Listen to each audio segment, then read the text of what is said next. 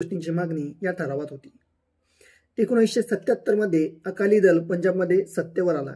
अकाली दलाने सत्ता घेताना जुन्या मागण्यांबरोबरच पंजाबला नदी पाणी वाटपात पाणी वाढवून द्या, अमृतसर शहराला पवित्र शहर किताब द्या अशा मागण्या केल्या। 1980 मध्ये पंजाबमध्ये स्वतंत्र खालिस्तान या चळवळीने मूळ धरले। या काळात अकाली दलाचे नेतृत्व संत हरचरण सिंह लोलांगवाला करत होते। ते सुवर्ण मंदिरात बसून आपल्या कार्यकर्त्यांना निर्देशने करण्यात सूचना देत होते। सुवर्ण मंदिराच्या दुसऱ्या बाजूस कट्टर खलिस्तानीवादी जनरल सिंग भिंद्रावाले यांच्या भोवती सशस्त्र अनुयायी गोळा होऊ लागले। या काळात दहशतवादी अतिरेकी कारवायांना सुरुवात झाली। 1981 मध्ये संपादक लाला जगत नारायण यांचा खून प्रकरणी भिंद्रावाले यास अटक झाली। येथून पुढे वातावरण अधिक चिघळत गेले। यातूनच 1983 मध्ये पंजाबमध्ये राष्ट्रपती लागवड सुरू करण्यात आली। भिंद्रावाले अकाल तख्त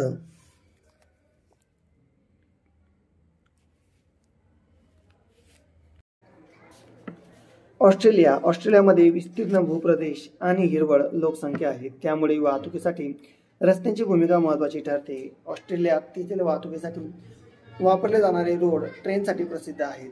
आग्नेय ऑस्ट्रेलिया रस्त्यांची घनता जास्त आढळते, परंतु विस्तृत वाळवंट आणि अविकसित प्रदेश यामुळे मध्य ऑस्ट्रेलियात रस्त्यांचे प्रमाण तुरळक आहे।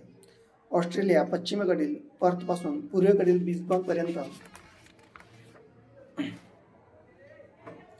सिडनी मार्गे रस्त्यांद्वारा जोडलेले आहेत। स्टुअर्ट महामार्ग उत्तर दक्षिण गेलेला असून तो उत्तरेकडील डार्विन पासून दक्षिणपर्यंत टेंटन क्रीक व ऑलिव्ह स्प्रिंग मार्गे मेलबर्नशी जोडलेला आहे। ऑस्ट्रेलियन रोड ट्रेन हा जगातील सर्वात लांब ट्रॅक आहे। त्यांना 3 पेक्षा अधिक ट्रेलर जोडलेले असतात आणि त्यांची लांबी 53 मीटर इतकी असते।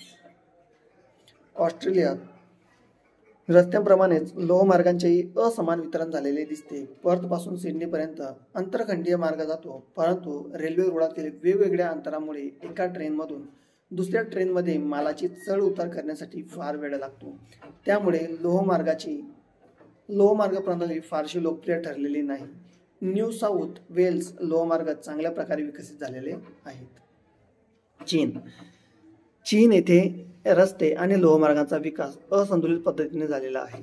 पूर्वेकडील महामार्गांचे चांगले जाळे विकसित झालेले आहेत, त्याद्वारे प्रमुख शहरे जोडली गेलेली आहेत। पश्चिम आणि तिबेटमध्ये रस्ते आणि लोहमार्गांचा विकास फारच कमी झालेला आहे। 1990 पासून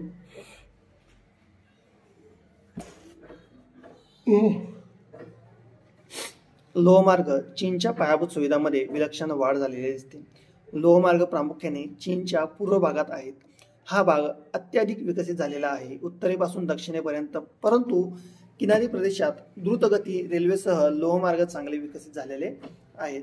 बीजिंग ते मंचुरिया आणि मंगोलिया केंद्रस्थानी असलेल्या पेकिंग दरम्यान तयार झालेला लोहमार्ग महत्त्वपूर्ण मानला जातो। लोहमार्गांची एकूण लांबी 91,000 किलोमीटर इतकी आहे। भारतात रस्त्यांचे मार्गांचे जाळे चांगल्या प्रकारे तयार झालेले आहेत। देशातील प्रमुख शहरांना जोडणारी राष्ट्रीय महामार्ग प्रणाली ही उत्तम आहे। सुवर्ण चतुर्भुज महामार्गाद्वारे दिल्ली, मुंबई, चेन्नई आणि कोलकाता ही 4 प्रमुख शहरे जोडलेली आहेत। राष्ट्रीय महामार्ग आणि जिल्हा रस्ते एकमेकांशी जोडलेले आहेत। भारतातील बहुतांश खेडी रस्त्यांद्वारे सुगमरित्या जोडलेले आहेत। भारतातील ग्रँड ट्रंक महामार्ग हा पश्चिम बंगालमधील कोलकाता व पंजाबमधील अमृतसर या शहरांना जोडणारा आहे। हा महामार्ग पुढे पाकिस्तानमध्ये जातो व तेथून अफगाणिस्तानमध्ये कडे जातो। हा महामार्ग व्यापारासाठी खूप महत्त्वाचा आहे। भारत हा देश उत्तरेकडील काश्मीरपासून दक्षिणेकडील कन्याकुमारीपर्यंत लोहमार्गाने जोडलेला आहे। भारत प्रवासी व माल रेल्वे वाहतुकीचे उत्तम जाळे आहे।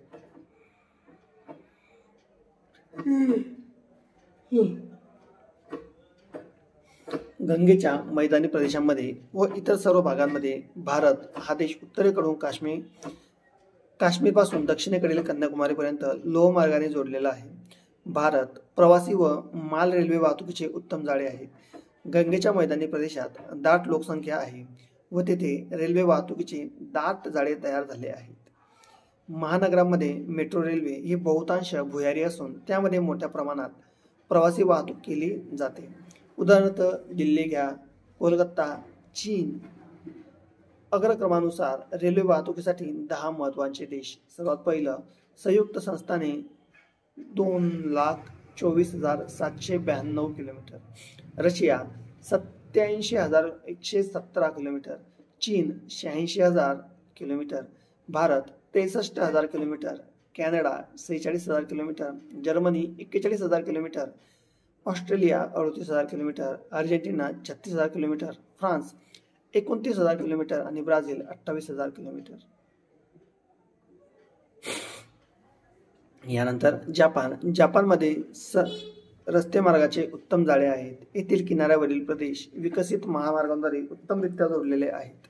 विना अडथळा वाहतूक सुरू राहावी यासाठी अनेक पूल व उड्डाण पूल बांधलेले आहेत. येथील बेटे एकमेकांना व्यवस्थितपणे जोडलेले आहेत. होन्शू या जपानच्या सर्वात मोठ्या बेटावर जापानी पर्वतावर बर्फात खोदकाम करून हिवाळी रस्ते मोकळे केले जातात. त्यांना स्नो कॅनन रोड म्हणतात. जपानमधील लोहमार्ग कार्यक्षम व द्रुतगतीसाठी ओळखले जातात. किनारी रेल्वे विजेवर चालते. अतिजलद बुलेट ट्रेन जपान. ताशी वेग आहे 240 किलोमीटर ते 300 किलोमीटर. येथील भूरचनेमुळे जापानी रेल्वे भुयारी मार्गाने आणि उड्डाणपुलावरून धावते. ती माल वाहतुकीपेक्षा प्रवासी माल वाहतुकीसाठी अधिक उपयुक्त आहे. जपानमध्ये एकूण लोहमार्गांचे जाळे 27,000 किलोमीटर आहे. यानंतर 7.1 मधील 2 आंतरराष्ट्रीय भूरूपे यामध्ये वितरण आहे. जलवाहतूक म्हणजेच माल इत्यादींची होडी, नाव, जहाज किंवा शेळांच्या जहाजामधून कालवा, नदी, सरोवर, समुद्र, महासागर इत्यादीपर्यंत वाहतूक होय. जलवाहतूक देशांतर्गत व महाद्वीपांदरम्यान होते. महत्वाची भूमिका पार पाडते. जलवाहतुकीसाठी रस्ते आणि लोहमार्ग यांची गरज असते. जलाशय हा तयार महामार्ग असतो. निर्माणावरील कमी खर्च आणि जहाजाचे घर्षण कमी होत असल्यामुळे इंधन बचत होत असते. त्यामुळे जलवाहतूक ही वाहतुकीची स्वस्त साधन मानले जातात. जहाजांद्वारे जड आणि प्रचंड आकाराचे सामान वाहून नेणे सहज शक्य असते. म्हणून लाकूड आणि कोळसा यासारख्या मालवाहतूक हे साधन उत्कृष्ट असते. जलवाहतुकीचे 3 प्रकार केले जातात. त्यामध्ये पहिला आहे अंतर्गत जलवाहतूक, दुसरा आहे किनारी जलवाहतूक, तिसरा आहे सागरी जलवाहतूक. यामध्ये अंतर्गत जलमार्ग यामध्ये नद्या, सरोवरे आणि कालव्यांमध्ये विकसित केले जातात. परंतु जेव्हा नदी बारमाही असेल तेव्हा वर्षभर नदीत नागमोडी वळण घेऊन वाहणारी नसावी. गाळांचे प्रमाण कमी असावे आणि नदीच्या तळाशी गाळ साचण्याचे प्रमाणही कमी असावे. नदीची लांबी अधिक असावी आणि ती अनुकूल हवामान प्रदेशातून वाहत गेलेली असावी. तथापि नद्यांवर धरणे बांधून नदीला नियमित पाणी पुरवठा करण्यासाठी आणि पूर नियंत्रणासाठी उपाय करून नद्यांद्वारे वाहतूक विकसित करता येऊ शकते. तटबंदी उभारून गाळ साचण्यास प्रतिबंधित करता येऊ शकतो. कालवे सुद्धा जर पाण्याने परिपूर्ण भरलेले असतील तर वाहतुकीसाठी फार उपयुक्त ठरतात. कालव्यांद्वारे 2 नद्यांना जोडून वाहतुकीचे जाळे निर्माण करता येते. कालव्यांमध्ये गाळाचा संचय होत नाही आणि वर्षभर पाण्याचे प्रमाण एकसारखेच असते. यामुळे ते फार उपयुक्त ठरतात. वितरण. उत्तर अमेरिकेत अंतर्गत जलमार्गाचा विकास चांगला झालेला असतो. मिसिसिपी आणि तिच्या उपनद्या उत्तर अमेरिकेतील जलवाहतुकीसाठी महत्त्वाच्या आहेत. मिसिसिपी नदीवर व्यापारी मालाची ने-आण करण्यासाठी 29 धरणे निर्माण केलेली आहेत. त्यामुळे पूर्वेकडील गहू शेती क्षेत्र आणि औद्योगिक क्षेत्र मेक्सिकोच्या खाडीपर्यंत जोडले गेलेले आहेत. या मार्गे मोठ्या प्रमाणात कच्चा माल